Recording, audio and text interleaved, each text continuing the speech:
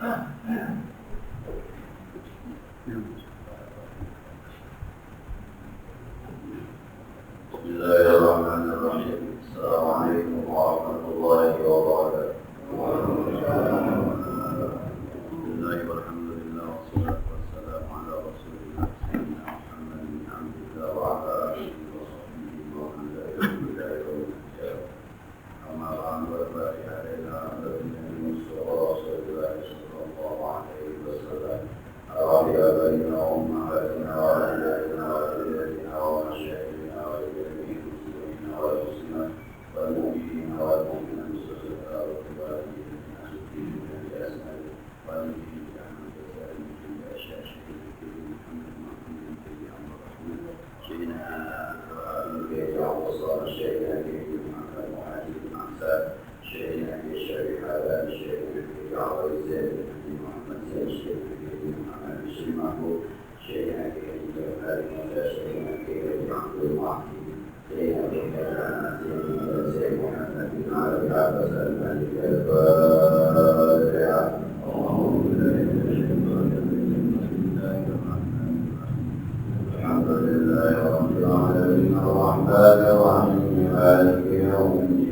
إياك نعبد وإياك نستعين اهدنا الصراط المستقيم صراط الذين أنعمت عليهم غير المغضوب عليهم ولا الضالين رب اغفر لي ولوالدي وارحمهما كما ربياني صغيرا بسم الله الرحمن الرحيم قال الحديث رحمه الله تعالى ولا نفع به وبعلومه بدار العلم بسم الله الرحمن الرحيم.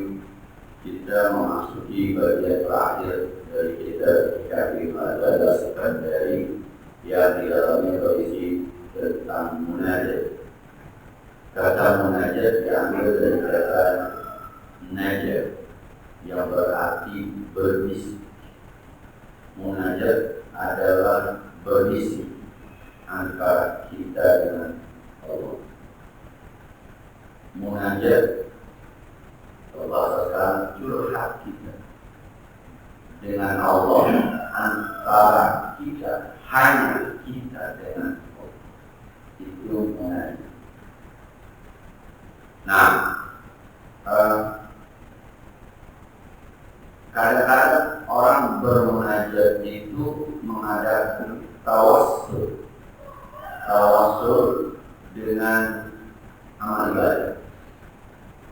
Seperti kisah tiga orang yang masuk ke gua, kemudian batu jatuh dari atas dan tertutup gua. Maka mereka bermunajat dengan amal ibadah. Ya Allah, saya pernah dulu demen sama sepupu saya, anak paman saya.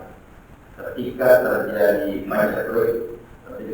pandemi, kemudian ekonomi menjadi berantakan, sepupu saya minjem uang sama saya bilang boleh, tapi serahkan dirimu kepada saya.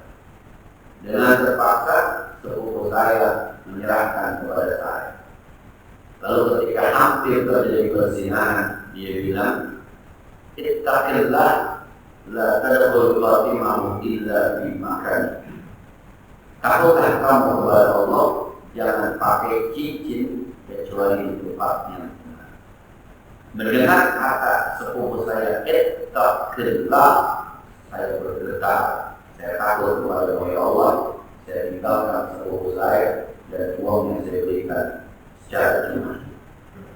Kemudian dia bermunajat dengan bilang, ya Allah, kalau amal ibadah saya itu kau tahu kan ya Allah, tolong ya Allah geser batu di depan gua. Geser dikit, masuk udara, tapi belum masuk sinar matahari, belum bisa. Yang satu lagi berdoa, ya Allah, saya dulu pernah mengembalakan kambing saya yang kalau pulang saya ambil susu segar, dan ketika saya pulang tidak boleh ada yang minum susu itu kecuali kedua orang tua saya dulu minum. Kalau kedua orang tua saya minum, baru anak dan istri saya boleh minum. karena saya begitu menghormati dan menyayangi kedua orang tua. Satu saat ya Allah, saya pulang, ibu dan bapak saya sudah tidur. Akhirnya saya tungguin sampai dia bangun, sementara air susunya saya pegang di tangan saya. Di tengah malam bayi punya saya menangis, saya bilang enggak, ibu dan ayah saya belum. Sampai akhirnya bangun subuh, baru dikasih minum, baru anaknya minum. Ya Allah, kalau itu memang karunamu, ya saya bagi. Ya saya masuk sinar matahari orang belum. Yang ketiga bilang, ya Allah, aku pernah punya pegawai yang ketika dibayar bonusnya pulang kampung sebesar 10 juta. Kemudian entah kemana itu pegawai, akhirnya saya beliin ayam, saya ternak. Ayam berkembang, saya beliin kambing, saya ternak. Kambing besar, kemudian saya beliin sapi, saya ternak. 10 tahun kemudian pegawai itu datang. Bos, gaji saya 10 juta mana? Kata bosnya, itu ayam, iya. Itu kambing, iya. Itu sapi, iya. Punya kamu semua. Dibawa semuanya. Bosnya nggak ditinggalin saya. Kata bosnya, ya Allah, kalau memang itu kau tahu karena tolong geser batu ini, maka bergeser, akhirnya tidak bisa turun. Ini munajat tawassul dengan amal ibadah yang sekelas Ibnu Taimiyah saja membolehkan doa tawassul dengan amal ibadah. Si ulang cerita ada sebuah buku cerita orang di daerah Kalideres itu yang dulu pernah pesantren, kemudian ngontrak, kerjaannya bikin buku kamus bahasa Arab karena emang nggak laku-laku, akhirnya kontrakannya nunggu 3 bulan. Kata yang punya kontrakan, besok terakhirnya mas, kalau besok nggak bisa bayar silahkan keluar dari rumah saya. Akhirnya malamnya dia berdoa. Berdoanya munajat dengan amal ibadah. Apa dia bilang? Ya Allah, Engkau Maha Tahu. Aku ini dulu pesantren, aku santri. Kerjaanku cuma ngaji, kerjaanku baca kitab, berkhidmat kepada ulama yang kau sebut di Al-Quran innama yashallah min ibadihil ulama. Rasulullah mengatakan al ulama warasatul anbiya. Saya bukan tidak pernah bermaksiat, tapi di pesantren jarang berbuat maksiat. Ya Allah, kalau hamba-Mu yang santri ini harus terusir gara-gara berada di jalan-Mu, ya Allah, apakah Engkau begitu? Besok pagi-pagi dari Kalideres berangkat jadi kali 15.000 katanya. Abang mau mana bang? Pokoknya abang mau baru. Tapi abang balik kan bang? Ini gak percaya. Tapi abang balik kan? Balik, abang balik, abang tanggung jawab. Sampai di blok yang dia bingung mau kemana. Tapi dia ingat ada temannya tukang percetakan. Walaupun dipikirnya nggak mungkin mau bantuin bayar kontrakan 1,5 juta selama 3 bulan nggak mungkin. Kalau jadi 200.000 datang ke sana. Waalaikumsalam. Mana aja saya? Ada apa nih? Ini gue punya buku nih, kamus bahasa Arab. Kali sih bisa ditakin, itu bisa dipakai. Itu temannya kata yang kemarin itu, Subhanallah, Masya Allah, ya Allah, luar biasa. Nangis temannya, dia bingung, lu apa nangis? Gue punya janji sama orang hari ini.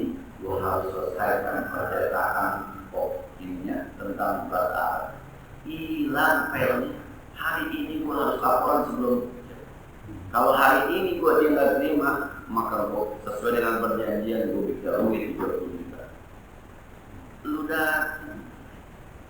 Udah, ini gue nggak tahu lagi deh. Gue bayar tuh 15 juta, kemudian udah gue minta DP-nya dia 3 juta. Gue bayar kontrakan. Nah, itu mengajar. Ini cerita benar gitu ya, testimoni cerita benar. Mohon maaf kalau orangnya ada di sini, sebab buku itu tidak bercerita siapa namanya. Pokoknya tinggal tadi Kalideres sampai ke Blok M.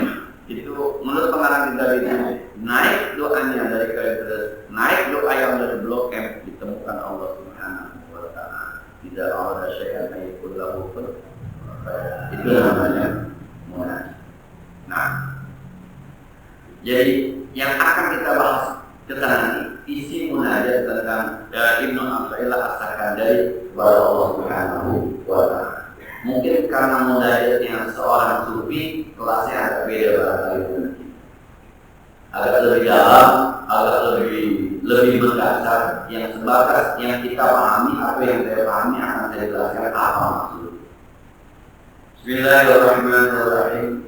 Ilahi anal faqiru fi ghinaya fa kaifa la akunu faqiran fi faqr.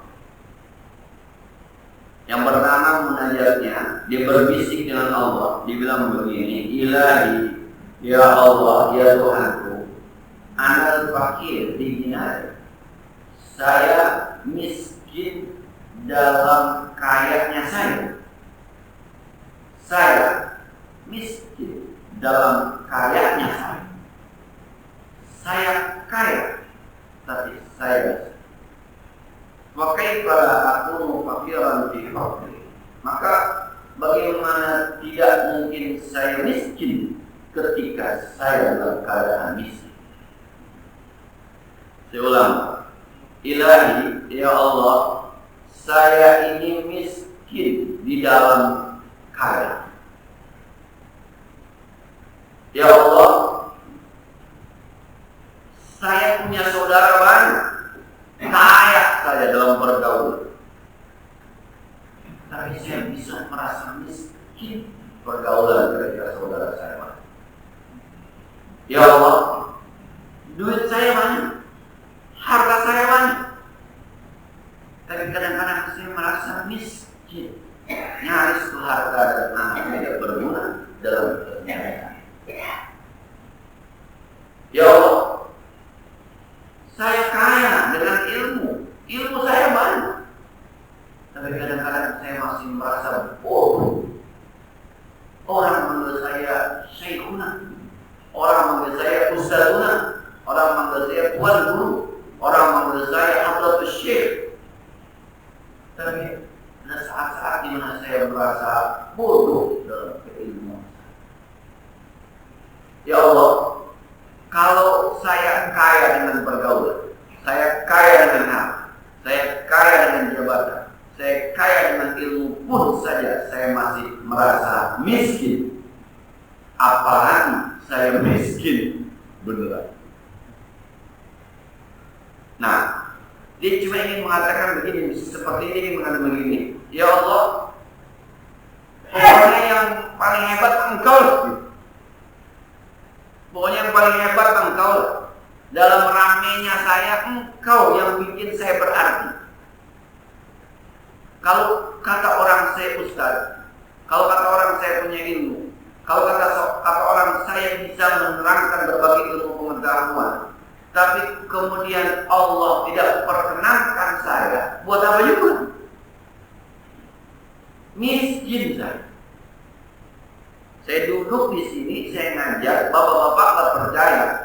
Setiap minggu bubar dua, setahun habis duit. Saya kaya ilmu, tapi tetap miskin. Saya akan tetap kaya ketika Allah berkehendak tetap mengkayakan saya dengan ilmu saya. Ketika orang lain, sekali lagi orang lain yang saya tidak bisa campur tangan di hati mereka kecuali Allah yang mau mendengarkan. Nah,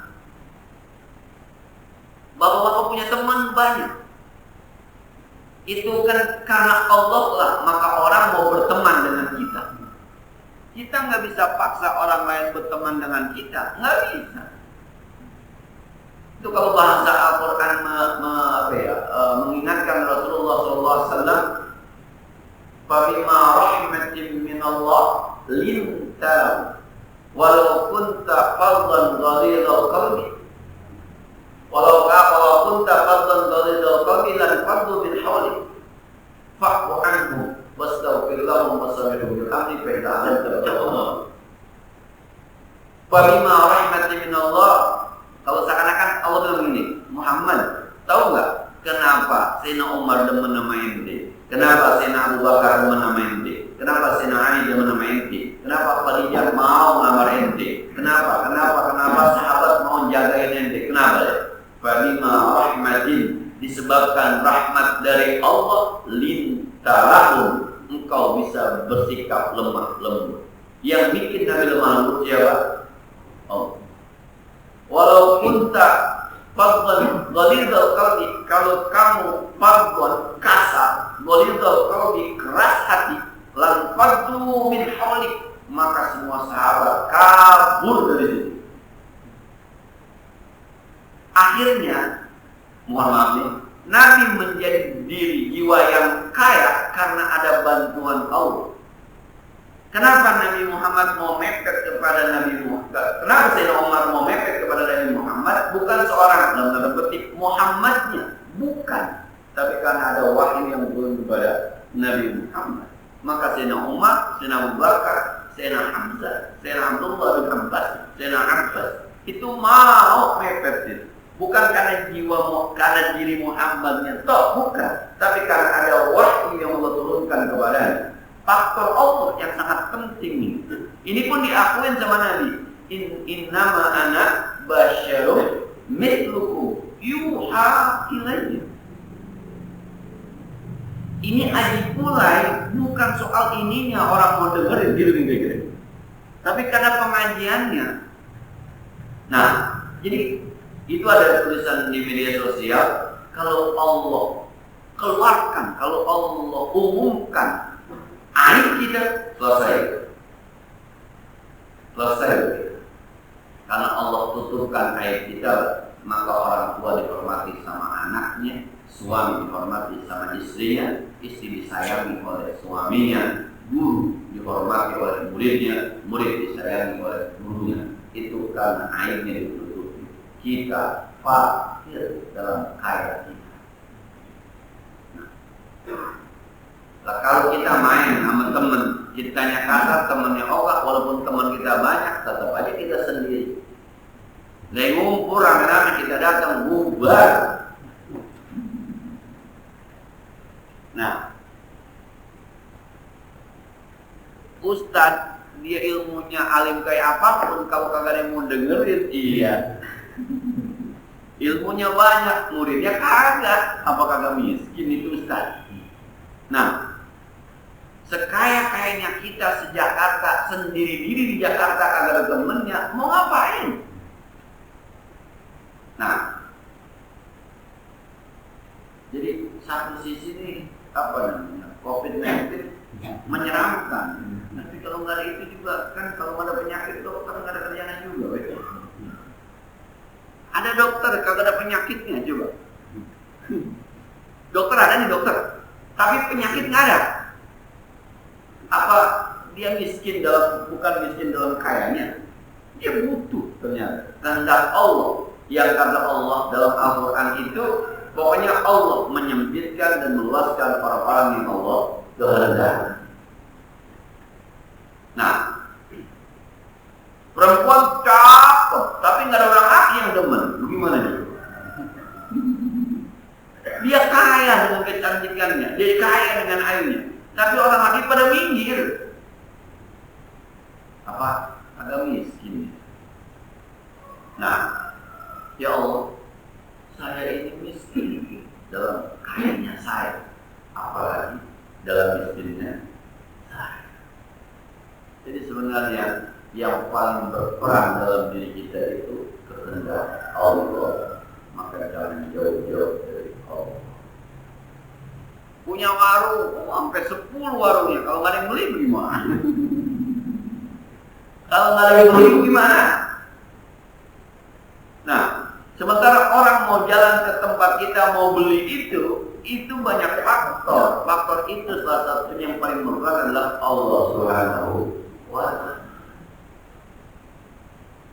Kalau cerita wali di kitab Riyadhus Shalihin, ada orang lagi lewat di tempat lokasi kita padang pasir, tiba-tiba di atas langit itu ada suara, "Hai awan, sirami sawah sibulan." Orang lewat kaget itu. Di atas ada yang lagi ngobrol. Ada awan kelihatan yang memendung gitu tuh. Ada suaranya, "Hai awan, iski hadir kota bulan, siramin sawah sibulan." Ada tuh awan jalan ke satu tempat, hujan di satu tempat yang ada irigasinya. Di Hajaril Aswad di batu yang hitam, kemudian penuh itu mengalir ke sana. Ini orang penasaran, ini kemana nih ujungnya, kemana? Diikutin tuh ujungnya. Sambil ada orang lagi bedah air ngisi sawah. Assalamualaikum Kong, itu dia kepada kita. Assalamualaikum Kong, waalaikumsalam. Minta maaf Kong namanya siapa ya? Nah, nama saya? Iya, dia sebutlah nama saya Fulan. Oh, emang apa lu Tong? Nanya-nanya nama gua? Gak pakai bahasa Betawi.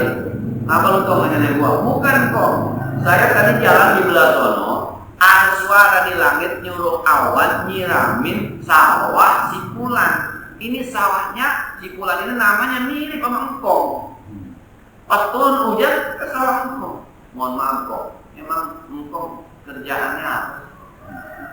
Sampai ada suara.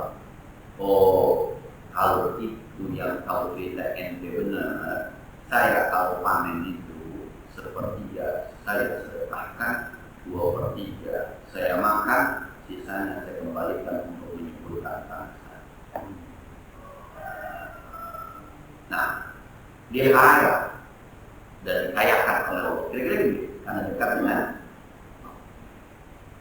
Ilahi, ya Allah, saya miskin di dinara dalam keadaan saya. Bagaimana saya nggak miskin ketika saya berjalan? Jadi Allah yang menentukan segalanya.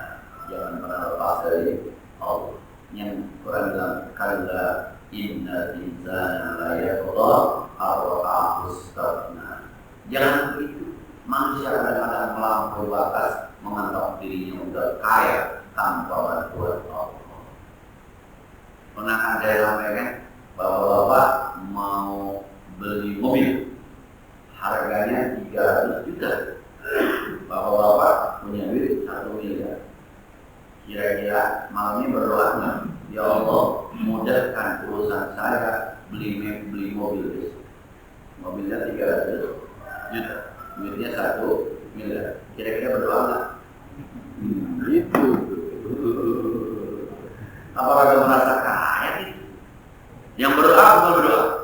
Duitnya 100 juta, mobilnya 300. Baru doa, ya Allah, mudah-mudahan yang punya dia baik hati. Ya Allah, mudah-mudahan bisa berutang. Ya Allah mudahkan, ya Allah mudahkan. Ya, ternyata kita ingat Allah ketika susah. Padahal Nabi nggak ngomong gitu. Ta'arraf ilallah, kenali Allah fil raha, yang arifka fis siddah. Akrabin Allah ketika kita susah, ketika kita kaya. Nanti Allah akan akrab sama kita ketika kita susah. Kan kalau kita sama teman kagak akrab, nggak pernah negor, nggak pernah nyaba, nggak pernah WhatsApp, nggak pernah nelpon, tiba-tiba datang, ngapain? Minjem duit. Bagaimana rasanya? Ketemu nanya, kagak. Nelpon, kagak. Padahal lama dia datang itu salah sehat lu, biasa orang minjem duit gitu. Seger bener bulat badan lu, sehat aja. Usaha mani wakenya ya, luar biasa dah. Lu bisa minjem duit nggak? Lama ketemu tiba-tiba datang minjem duit. Apa tanggapan kita? Siapa lu? Kita nggak pernah akrab sama Allah, kita nggak pernah ketok pintu Allah, kita nggak pernah munajat sama Allah. Bilang susah datang, ya Allah, kapan nih pandemi berakhir? Kata Allah, itu siapa? Siapa itu? Tapi ketika kaya dia tahajud, ketika kaya dia sedekah, ketika kaya dia duha, ketika kaya dia ngaji, ketika kaya dia baca Al-Quran, ketika susah dia datang, kata Allah, lah itu siapa yang bisa? Ngapa itu? Kayak kita akrab biasa, datang minjem duit, sekalipun barangkali yang kita minta 1 juta nggak dapat, 100.000 mau dikasih, kan udah akrab. Nggak pakai minjem. Lo kalau minjem 1 juta kekerian, gua nggak ada. Tapi kalau susah banget, gua pakai dia 100.000. Bisa-bisa juga kasih 1 juta tuh gua kasih, gantinya kapan aja. Bisa jadi, kalau udah akrab. Maka akrabi Allah ketika kita kaya. Nanti ketika kita susah, Allah yang akrab. Karena sekali lagi yang menentukan patokan hidup kita adalah Allah, Allah, Allah. Kalau bahasa maksud siapa? Allah lagi, Allah terus, dan selanjutnya dan seterusnya Allah. Pokoknya Allah, Allah, Allah. Jangan malu berdoa minta yang kita inginkan. Ya Allah, jadikan saya orang kaya. Jangan malu. Nah, tapi kan nanti Allah ukur. Ukuran kaya kita siapa? Kaya kan? Coba bapak. Yang orang kaya itu menjadi 1 miliar, 2 miliar, 10 miliar, 1 triliun. Kan bingung kita. Lah ukuran kita yang biasa di kantong 50.000, sekarang ada 500, kaya. Tapi orang ukuran yang biasa 500 di kantongnya 300, miskin. Itu kan bicara perasaan kebiasaan. Nah, jadi kita di kantong kita biasa 50.000 ya aman, punya duit 500, terbang kita. Tapi yang biasa punya duit 500 di kantongnya 300, yang mana? Duh, boleh punya duit mana? Nanti punya 300, kata yang 50.000, 300 punya. Cuma 300 hilang dari rumah. Ya Allah, saya miskin dalam kaya, yang kaya dia. Ya apalagi kalau kita tarik ini agak dalam gitu dia. Ya Allah, ketika orang banyak saja saya butuh kepadamu, apalagi masuk kuburan saya sendiri. Saya lebih miskin. Seakan-akan ingin mengatakan saya nggak bisa melepas ketergantungan saya kepada saya nggak bisa. Maka dalam buku yang saya sampaikan untuk mencintai Allah dengan merdeka, Muhammad bersama Campbell itu. Dia bilang begitu, banyak orang yang beragama tapi lupa bertuhan. Ini bahasa serem juga yang sebenarnya. Tapi saya amati dari berbeda juga. Banyak orang yang giat beragama tapi lupa bertuhan.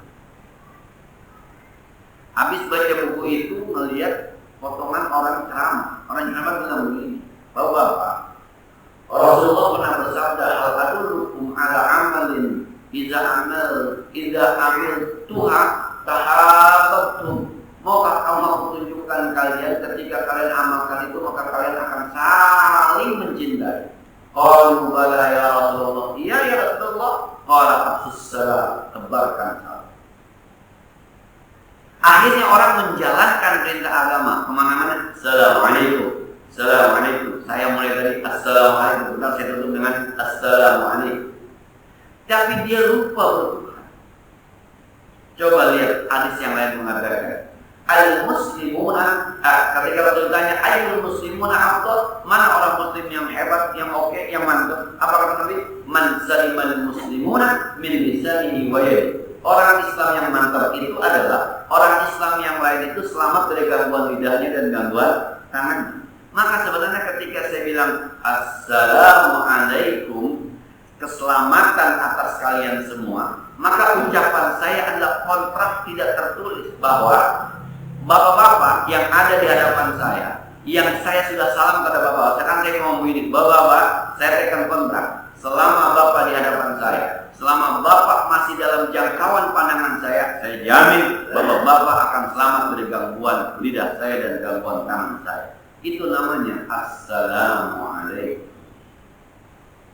Tapi kalau saya pergunakan mikrofon ini, saya bilang Assalamualaikum, tapi bahasa saya menyakiti, bahasa saya bikin orang marah, bahasa saya berarti saya hanya bisa beragama, tapi lupa berdoa. Kenapa? Ujungnya coba warahmatullah, tebarkan kasih sayang Allah Subhanahu wa ta'ala. Itu di dalam sebuah hadis, Allah menciptakan 100 rahmat, 99 disimpan oleh Allah untuk di akhirat, 1 rahmat diturunkan ke muka bumi. Tapi dengan 1 rahmat itu, ayam yang tadinya pengecut banget, ayam ketika belum punya anak pengecut banget itu ayam, kita kejar lari, kita kejar lawan, kasih sayang kepada anak. Itu efek dari 1 rahmat yang Allah turunkan di muka bumi. Harimau, macan ketika lahir hebat banget tuh, siapa juga dia makan, tapi lembahan anaknya dia kagak makan. Itu seorang ibu anaknya batu banget, disuruh sembahyang ogah, disuruh ngaji ogah, tapi pagi-pagi tetap aja jalan beli nasi uduk buat anak. Itu rahmat Allah. Assalamualaikum warahmatullahi. Saya jamin Anda selamat. Ini kontrak saya. Nah, maka kalau ada orang ke rumah Zoibu, salam sambil rumah setan lu, anjing lu, waduh. Jadi orang beragama. Sama, kita disuruh sholat. Sholat jamaah itu beragama. Tapi ketika imam sama imam pada berantem, ini gimana? Innamal mu'minuna ikhwatun, orang mukmin bersaudara, kuatkan saudara dengan silaturahmi, salah satunya sembahyang jamaah. Warka'u ma'ar raki'in, rukuklah kamu bersama orang-orang yang rukuk. Wasjudu ma'as sajidin, sujudlah kamu bersama orang-orang yang sujud. Maksudnya tuh ketika sembahyang ente makin akrab, ente makin bersaudara. Timbang beda ini doang pakai berantem. Nggak mau jamaah, jamaah, ini tapi malas gua. Ini kan salah diagnosa. Ini kalau bahasa saya itu salah diagnosa. Ini urusan yang disuruh jamaah itu kuatkan silaturahmi, kuatkan persatuan, satu komando, gitu kira-kira. Maka kata Nabi, sam'an wa ta'atan, dengarkan, taati komando imam. Sekalipun imamnya orang Habsyi. Orang Habsyi kudanya hitam, ceking kecil, palanya bulet, jelek merah. Tapi kalau imamnya dia, Allahu Akbar, semua Allahu Akbar. Tapi kita hebat beragama, tapi lupa ini karena kita lebih bertuju kepada syariatnya. Ini kayak begini misalnya. Di mazhab Syafi'i kan ada bahasa begini, bahasa bergerak 3 kali dalam surat Fatihah. Itu kalau diurut-urut, Pak. Jadi kalau kita baca kitabul khusyuk, bab khusyuk sholat di kitabul ma'ruf, itu lebih banyak kepada gerakan badan. Maksudnya begini, di hadis-hadis. Kalau bisa ente kalau sholat jangan bergerak-bergerak. Sebab kalau bergerak-gerak itu bisa mengurangi nilai khusyuk. Ente bisa nggak khusyuk kalau kebanyakan bergerak. Ada hadis mengatakan yang sholat yang nengok berarti dia sambar setan. Yang matanya ke atas saja kalau sembahyang kata Nabi layan tahiyyannya berhenti lu. Ada kaum yang senantiasa melihat ke atas. Kalau nggak berhenti kalau kagak balik lagi bisa nunduk kan. Nah, kata Nabi sholat jangan tulak pinggang. Maka seakan-akan Imam Syafi'i bilang begini, ya udah, jangan bergerak. Kalaulah harus bergerak, jangan lebih dari 3 kali. Begitu. Jadi intinya adalah khusyuk. Tapi kita kepanjangan akhirnya berdebat yang kalah. Kalau baru bilang begini, nggak batal. Kalau baru bilang begini, batal. Bukan di situ maksudnya. Bukan. Itu ngapa jadi kita jadi kalau langkahnya nggak bakal. Tapi kalau bakal. Bukan itu maksudnya. Kalau bisa jangan bergerak. Kalau terpaksa bergerak udah jangan lebih dari 3 kali. Itu maksudnya. Nah, kita terfokus pada 3 kalinya. Terus kalau gatal baru mau gimana? Begini. Jadi nggak batal. Kalau begini batal. Itu isinya kalau bisa jangan digaruk. Kita diam aja. Nah, jadi ya sekali lagi kadang-kadang kita beragama tapi juga ya Allah, saya butuh dalam karya saya. Apalah ketika saya susah ideologi. Yang kedua, kata Imam Ghazali tadi, ilahi al-jahil fi'ilni. Tapi coba pakai pada aku jahulan bijak. Ya Allah, saya bodoh di dalam ilmu saya. Ya Allah, saya bodoh di dalam ilmu saya. Apalah saya tidak lebih bodoh ketika saya memang dalam keadaan bodoh. Jika bahasa Betawi, gua yang ngaji aja masih merasa bego, itu Betawi bahasa Betawi. Gua yang ngaji aja masih merasa bego, gimana gua kagak ngaji? Gua Gua yang udah baca kitab banyak aja masih kagak paham. Bagaimana lu yang kagak baca-baca? Kira-kira gitu. Nah, gua Quran udah 3 kali hatam, udah hatam Quran, masih salah gua baca. Apalagi lu yang baca itu aja kagak hatam. Nah, sepertinya Imam Al-Ghazali sekarang ingin mengatakan bahwa jangan merasa ini. Orang tua kita bilang di atas langit ada langit lagi. Di atas langit ada langit.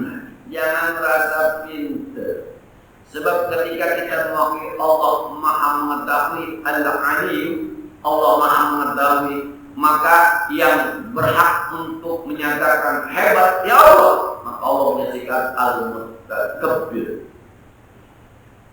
Nah, kita sebagai hambanya, sepinter apapun kita, jangan merasa pintar. Begini misalnya, saya pernah terkagum-kagum ketika ada seorang yang punya ilmu berbeda bicara tentang ilmunya. Saya manggut-manggut, luar biasa. Karena memang bukan bidang saya, bukan pak saya. Yang saya pernah cerita, yang satu pak aja mas saya kadang-kadang saya juga kalau Ustaz Adi Hidayat lagi ngomong tuh Quran ayat sekian, adanya di halaman sekian, sebelah kanan atas.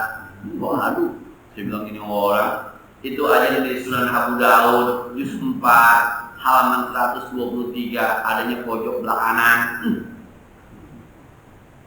Kita kalau itu ada di Quran, di mana? Mau di pojokan, mau di lemari sebelah kanan. Kita kadang-kadang ada yang kayak gini. Itu ada anak kecil coba dibuka, mundur 11 halaman, yang atas baris ketiga nyambung, maju 5 halaman, sih bilang wes luar biasa. Kita yang satu level aja kadang-kadang sama-sama ustaz suka godek-godek, ada yang kayak gini ustaz. Lu mu'alim Syafi'i Hadam, ada orang bawa rekaman tuh mahasiswa bertanya tentang konsamus. Unta muskil itu banci yang susah dideteksi, bukan banci kaleng-kaleng, bukan banci yang suka bawa rekaman gitu, bukan. Banci yang dimaksud ini boleh jadi lahir tanpa kelamin, boleh jadi lahir berkelamin 2, hermafrodit. Kelaminnya 2, susah dideteksi. Kalau kelamin yang 2 masih kecil kan bingung, ini yang hidup yang mana? Kalau bicara warisan dia dapat laki atau perempuan. Oh iya benar. Atau nggak ada kelaminnya, orang tuanya meninggal. Jadi ini hitungnya laki atau perempuan. Itu namanya kontra muskil. Nah, itu Mu'allim Syafi'i Hadami ketika direkam itu Bismillahirrahmanirrahim, kontra muskil secara bahasa, kontra artinya ini, muskil ini dalam kitab ini, Imam Nawawi mengatakan, maka dalam kitab ini Imam Nawawi mengatakan, itu nggak ada kitabnya, ngomong aja. Setengah jam dia ngomong kontra muskil, ini kitab ini kitab ini kalimat ini. Saya bilang, wah. Kalau kita kan ini ada, kitabnya ada di toko kalau dibeli, ini ada kayak. Jadi itu ibaratnya itu apal.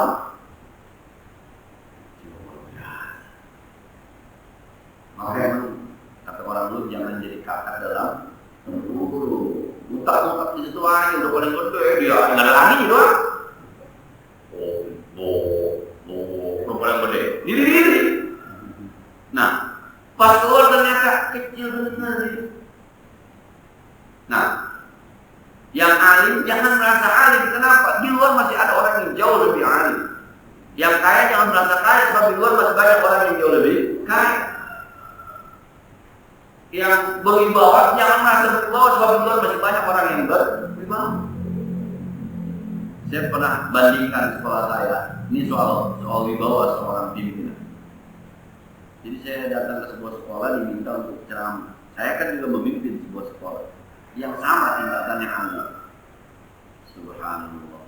Itu pendekatan personalnya luar biasa.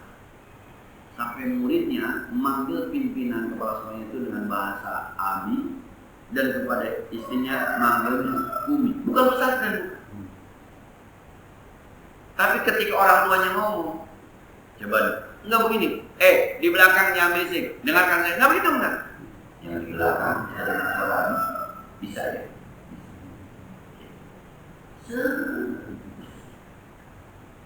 Saya bilang, padahal satu, dia guru, saya guru. Muridnya alia, murid saya juga alia.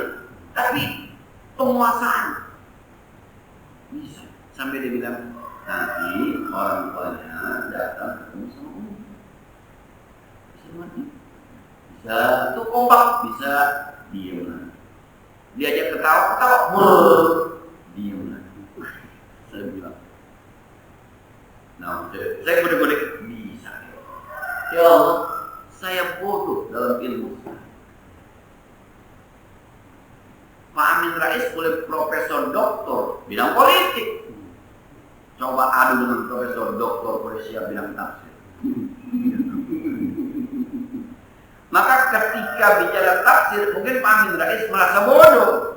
Tapi bicara politik mungkin Pak Polisia merasa bodoh.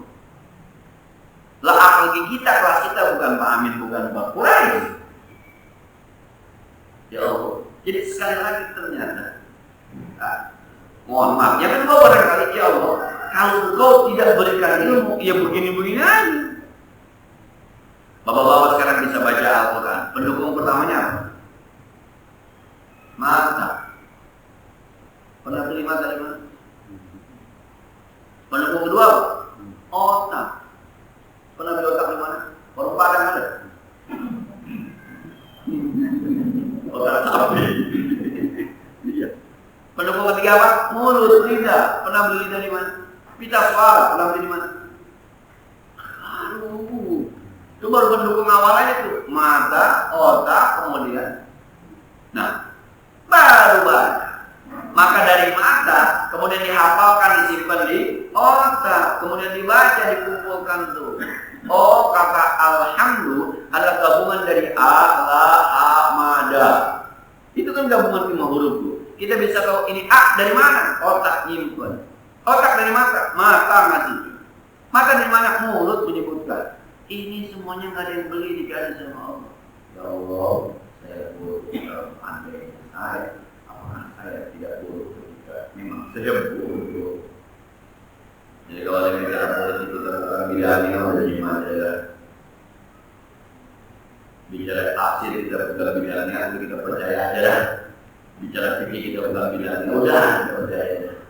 Nah, kadang-kadang semalam ada taklim lewat Zoom. Ada dokter-dokter rumah sakit yang lain, karena biasanya saya ngajar di yang lain, karena sekarang jadi pusat COVID yang lain. Ya, akhirnya pakai Zoom. Ada dokter psikiater bilang begitu. Jadi saya bilang begini, itu dia bilang pasien-pasien saya itu memang Ustaz kadang-kadang salah mentafsirkan apa arti bahannya. Maka stres. Karena dokter psikiater, dokter Jody namanya sama dokter Amin. Jadi stres itu. Jadi dia mentafsirkan, memahami bahagia itu dengan mobil, dengan jabatan, dengan kekayaan. Maka hasilnya dia tersiksa dengan anak jadi. Maka memang ini perlu diluruskan. Kalau dokter Arab ada dokter Alfi Isra namanya. Jadi bilang saraf kita itu kan ada frekuensinya kan. Jadi kalau kita mau dihipnotis itu tergantung frekuensinya. Jadi kalau Uya bilang, maukah Anda saya hipnotis? Bilang, saya nggak mau, nggak bisa dihipnotis gitu. Ketika kita bilang mau, maka frekuensi kita lebih rendah dari frekuensi dia, maka dia menguasai kita. Maka seorang guru terhadap murid, gurunya satu, muridnya banyak, mau dengerin, kenapa? Sebab di hati muridnya udah bilang, dia lebih pintar dari kita. Maka frekuensinya turun, sementara muridnya pede, confidence, maka frekuensinya naik. Maka seakan-akan murid disihir. Dia kalau bicara di dalam ini, penceramah kita Dr. Ustaz Haji Abdul Somad, MA. Itu dengar namanya aja orang udah shoot gitu. Wah enak nih, keren nih, hebat. Udah. Sementara Ustaz Abdul Somad dengan PD-nya naik, Assalamualaikum. Frekuensi kita di bawah dia semua. Maka kita seakan-akan itu kalau dokter saraf gitu. Nah, ya Allah, kita dengar gitu bang itu. Ya Allah, saya bodoh dalam ilmu. Apalagi saya benar-benar ini deh dua mengenai yang sampai dengan juga di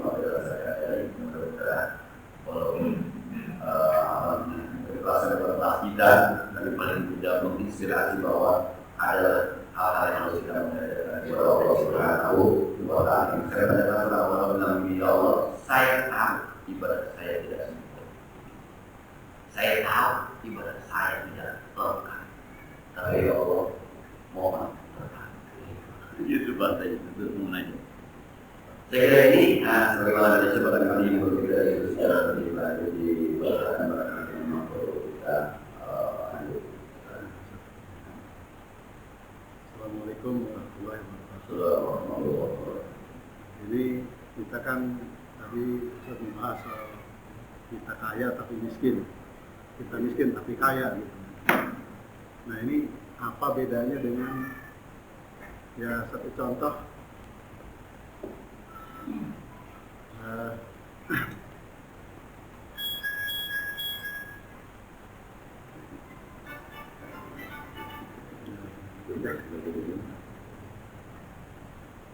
satu contoh dengan riba sama kartu kredit itu. Kita kaya tapi miskin, kita miskin tapi kaya. Nah riba ini kan ya kalau dengar kemarin Ustadz Amin bahwa riba itu lebih bahaya daripada zina gitu kan. Ini kan luar biasa nih buat kita ini. Nah sedangkan yang namanya kartu kredit kita nggak punya uang, bahwa uang itu adalah ngutang, jadi kita gesek tuh kartu kredit. Nah itu apakah masuk ke riba atau tidak? Nah, terus yang soal pinjaman bank, kita usaha nggak punya uang, kita pinjam ke bank, kita bayar lebihannya. Kalau sekarang kan ada syariah, dulu kan nggak pernah ada syariah gitu. Nah, syariah juga bedanya beda-beda tipis gitu. Nah ini kaya tapi miskin, miskin tapi kaya. Ini apa bedanya dengan itu? Ini yang pertama. Yang kedua, minggu yang lalu kita bahas soal Nabi Daud. Kita ada puasa Daud. Puasa Daud itu 1 hari puasa, 1 hari enggak. Gimana kalau pada saat kita bulan haji ada puasa Arafah.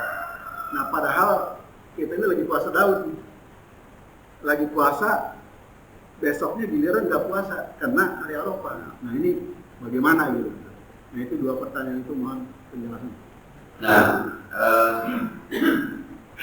saya kira kalau sebelum ke sana berkiblat kepada fatwa Majelis Ulama Indonesia, maka memang pinjaman-pinjaman yang ada di bank konvensional itu masuk kategori riba. Kalau fatwa Majelis Ulama Indonesia, begitu juga dengan kartu kredit, juga hubungannya termasuk kategori riba. Nah, yang riba itu debit, ya. Jadi memang ada debitnya, kemudian biasa pindah doang gitu. Kenapa? Sebab yang namanya akad pinjam meminjam tidak berorientasi pada keuntungan. Dalam Islam itu yang namanya pinjam meminjam tidak ada orientasi keuntungan, adanya orientasi ta'amul, saling menolong. Nah ini saya minjam uang 1 juta karena anak saya sakit, insya Allah bulan besok saya ganti. Maka yang ini dipinjemin, ini nolong kemari. Inna Allah fi aunil abdi ma jamal abdu fi aunil akhi. Allah akan menolong hambanya selama hambanya masih mau nolong saudara. Maka di sini tidak ada istilah untuk 1 juta, bulan besok tetap 1 juta. Saya rugi. Kalau rugi jangan minjemin. Minjem itu tidak ada rugi karena ada pahalanya. Nanti akan jadi ibadah. Maka kalau pinjam meminjam itu ada lebihnya, kullu qardin jara manfaatan bahwa riba. Setiap pinjam meminjam yang di dalamnya ada manfaatnya maka hukumnya adalah riba. Dan masuk bank syariah, maka dia tidak menggunakan transaksi pinjam meminjam. Transaksinya pembiayaan. Maka kalau saya mau beli mobil, seakan-akan bank syariah yang beli mobil. Seakan-akan mobil 300 juta dibeli tunai oleh bank syariah, lalu dijual ke saya dengan kredit, dengan margin sekian persen yang disepakati. Ini seperti orang jual kredit. Saya beli baju di Tanah Abang 60.000, saya jual kepada ibu-ibu dikreditin 100.000. selama 1 bulan, seminggu bayar 25 dulu. Dalam batas itu boleh. Tapi kemudian yang kurang pas di bank syariah itu transfer duit 300 ribunya bukan ke dealer mobil, tapi ke saya. Begini misalnya, Pak Haji beliin saya kulkas, ntar saya bayar secara kredit. Pak Haji ambil untung berapa dah? Itu kulkas 1,5 juta, ambil untung gope ya, lu bayar 10 bulan 200, setuju? Harusnya duitnya jangan kasih saya ke toko itu ya. Lah kalau Pak Haji ngasih saya, ini beli kulkas atau minjemin duit? Itu yang transaksinya begitu transaksinya. Transaksinya Pak Haji beli kulkas 1,5 juta, kesepakatan untungnya 500 ribu, saya balik, saya bayar 10 bulan 200 kan gitu kesepakatan. Itu sah. Pak Haji beli, kemudian jual lagi ke saya, itu untung namanya. Tapi yang parah adalah duitnya saya dikasih. Ini Ustaz duitnya 1,5 juta, duit kulkas kira, ntar bayar saya 200. Ini sebenarnya Pak Haji minjemin duit atau beli kulkas? Itu yang terjadi di bank syariah. Ya begitu. Sama aja dalam eksekusinya sama aja, tapi transaksinya beda. Maka dia bilang begini. Kalau kita harus makan mangga, ada mangga busuk separuh, ada mangga busuk semua, mana gimana? Separuh, itu busuk separuh namanya. Tapi harus makan mangga. Kayak teman-teman nyetor haji, kan harus ke bank juga. Kalau nggak ke bank nggak bisa dapat porsi. Yaudahlah cari yang busuknya separuh gitu. Jangan yang busuknya 100%. Tapi belum bersih 100%. Masih begitu kira-kira. Nah, cuma dengan begitu Pak Majelis Ulama menyatakan itu halal, itu boleh, itu bukan dibatal. So akarnya bukan akar pinjam tapi pembelian. Nah, emang kadang-kadang ini kita memaksakan diri semacam itu. Jadi sebenarnya belum mampu tapi dimampuin. Sebenarnya belum bisa tapi bisa saya. Nah, ini tadi itu bahasannya. Nah, saya kira ini kalau dalam kehidupan ya, salah, tidak seperti ini gitu. Tidak seperti itu. Lu kayaknya aja miskin, masa miskin mau kaya gitu. Ini kalau bahasa ini, ya Allah, saya miskin dalam kayanya saya, apalagi saya benar-benar miskin. Ini enggak orang miskin lagunya kayak orang.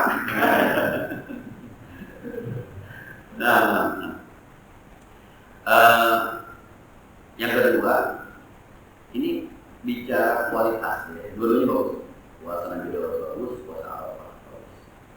Tapi kalau bicara kualitas puasa Arafah hebat dibanding kualitas puasa Nabi. Kalau puasa Nabi tadi saya begini, Abdul sebaik puasa adalah puasa Nabi. Tapi kalau hadis Arafah, siapa orang yang puasa Arafah diampuni dosanya buat amal. Di sana ibadah yang dalam tanda petik ibadah tanpa ada pengampunan. Dan pasti ada efek baik pasti. Macam dua-duanya baik, dua-duanya berkualitas. Yang pertama, yang kedua, puasa Arafah masalah kan. Kalau besok kalau kita mati kita berpuasa Arafah lagi. Tapi kalau puasa Daud bisa lihat. Nah, maka saya bilang, mana kalau dari segi hadis, dari fadilah, dari keutamaan, maka dahulukan puasa Arafah dibanding puasa Nabi. Batal, Nabi Daud batalkan Arafah. Jadi kalau hari puasa, besok Arafah puasa aja lagi. Nah, ini puasa. Kayak kemarin itu kan nanggung tuh, Lebaran hari Jumat ya. Lebaran hari Jumat, teman-teman yang puasa hari Senin kan nanggung. Maka yang puasa Senin, Selasa, Rabu, Kamis. Ada tuh teman-teman yang puasa Senin, Selasa, Rabu, Kamis. Karena Senin puasa, Selasa enggak. Rabu, Kamis sudah puasa. Hari Tarwiyah dengan hari Arafah. Nanggung akhirnya Senin, Selasa, Rabu, Kamis 4 hari. Jadi kalau puasa Nabi Daud ini puasa, dua-duanya dia. Cukup budaya bermanfaatnya. Bismillahirrahmanirrahim.